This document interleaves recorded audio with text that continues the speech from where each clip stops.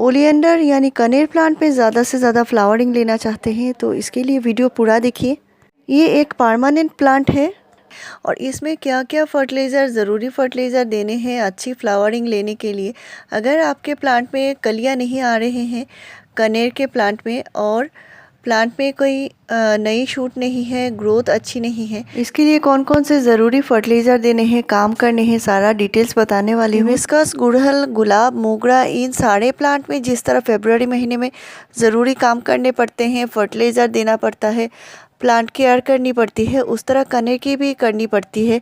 और इसमें क्या क्या ज़रूरी काम करना है ये मैं सारा ही बताऊँगी, क्योंकि प्लांट को रेडी करना पड़ता है अच्छी नए शूट लाने के लिए, प्लांट को सही से ग्रोथ करने के लिए, तभी प्लांट में नए ग्रोथ आते हैं और प्लांट में कलियां भी बनना शुरू होती है।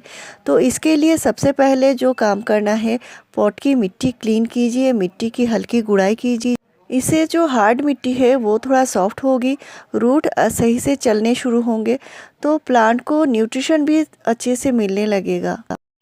कनेर के प्लांट बहुत ही हार्डी प्लांट होता है, इसको फुल सनलाइट में रखिए ज़्यादा से ज़्यादा ग्रोथ और फ्लावरिंग के लिए। और इसकी मिट्टी बहुत पोरस देनी होती है, अगर मिट्टी पोरस नहीं देंगे तो प्लांट की मिट्टी में फंगस लग सकती है, रूट में फंगस लगकर प्लांट ख़राब हो सकता है। तो कनेर के प्लांट में ये बात ध्यान रखनी है, मिट्टी अगर तैयार करनी है तो 50% गार्डन सॉइल दीजिए, इसमें 20% सैंड मिलाइए। और अगर ज़्यादा चिपचिपी मिट्टी है तो इसमें राइस हस्क भी मिला सकते हैं 10%।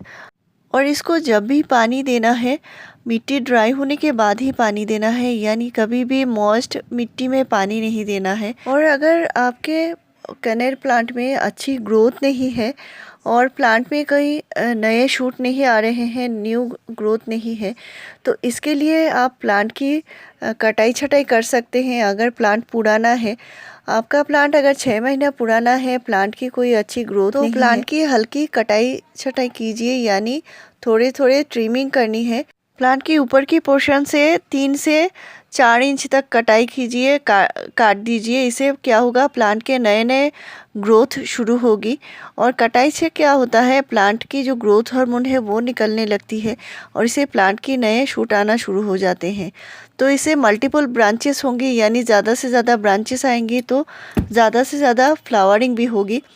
और आपका प्लांट अगर एक ही पॉट में बहुत ज़्यादा दिनों से लगा हुआ है, यानी साल 2 साल से एक ही पॉट में लगा हुआ है, तो हो सकता है आपका प्लांट इसी पॉट में रूट बाउंड हो चुका है, यानी रूट इसकी भर चुकी है पॉट में।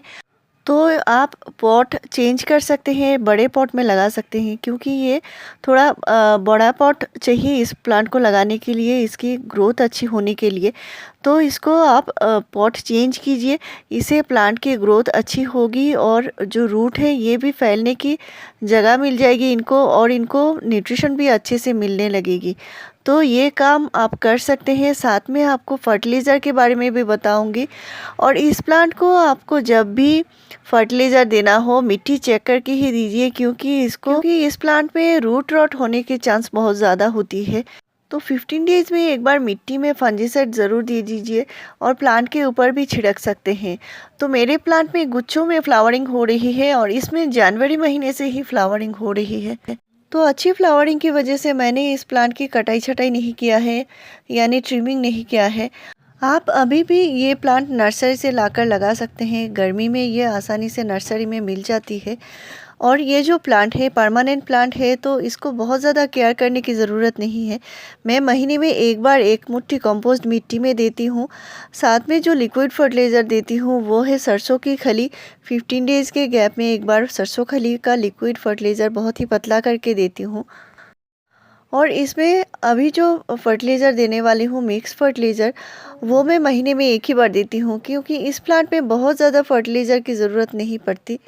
तो इस प्लांट में बार बार नाइट्रोजन खाद बहुत ज़्यादा देंगे तो प्लांट की ग्रोथ होती रहेगी, फ्लावरिंग कम होगी। तो अभी मैं फ्लावरिंग के लिए फर्टिलाइज़र बताने वाली हूँ, और ये जो मिक्स फर्टिलाइज़र बताऊँगी ये आप महीने में एक ही बार दीजिए तो भी ये प्लांट अच्छे से फ्लावरिंग करेगा। तो यहाँ पे मैंने कावडंग के जो पुराने कावडंग होते हैं ये लिया है, मैंने 1 कप से थोड़ा कम है यहाँ पे, और इसको मैं दूसरे फर्टिलाइज़र के साथ मिलाने वाली हूँ। ये है चाय की पत्ती, और चाय की पत्ती मैंने 2 टीस्पून लिया है। साथ में ये है सीवीड ग्रेन्यूल्स। और सीवीड जो होते हैं बहुत ही सूक्ष्म पोषक तत्व होते हैं इसमें, ये प्लांट को देना बहुत ज़रूरी है। साथ में ये हाफ टी स्पून से थोड़ा कम है पोटाश। तो ये एक ज़बरदस्त फर्टिलाइज़र है, किसी भी प्लांट में फ्लावरिंग लाने के लिए कारगर है। और साथ में ये है थोड़ा सा ह्यूमिक एसिड, और साथ में मैंने गोबर खाद दिया है, तो अलग से आपको काव डंग कंपोस्ट देने की ज़रूरत नहीं है। सरसों खली का लिक्विड फर्टिलाइज़र ज़रूर दीजिए 15 डेज़ के गैप में। तो ये जो फर्टिलाइज़र बना है मिक्स फर्टिलाइज़र, ये एक कंप्लीट न्यूट्रिशन है, किसी भी प्लांट में आप दे सकते हैं। इसको आप अपने हिबिस्कस में यानी गुड़हल में दे सकते हैं, गुलाब में दे सकते हैं, अपराजिता में दे सकते हैं, गंधराज में दे सकते हैं। ये सारे ही फ्लावरिंग प्लांट के लिए देना ज़रूरी है, इससे प्लांट में फ्लावरिंग होती है। और मैं अपने एक जोड़ा में भी दे रही हूँ। तो 10 इंच के पॉट में आप 2 टीस्पून दे सकते हैं, इससे ज़्यादा देने की ज़रूरत नहीं है। और इसके बाद हल्के से पानी दे देना है। ये जो फर्टिलाइज़र है आप साल भर इस्तेमाल कर सकते हैं। तो मेरे चैनल में फ्रेंड्स आपको ऐसे ही बढ़िया जानकारी मिलती रहेगी। मेरे चैनल को ज़रूर सब्सक्राइब कीजिए, लाइक शेयर और कमेंट कीजिए। वीडियो पूरा देखने के लिए थैंक यू।